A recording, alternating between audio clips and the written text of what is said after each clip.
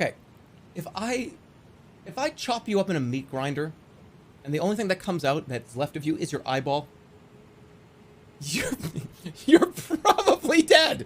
You're probably going to, not you. I'm just saying, like, if somebody were to like push you into a meat grinder, and like one of your finger bones is still intact, they're not going to pick it up and go, well, see, yeah, it wasn't an instant kill move.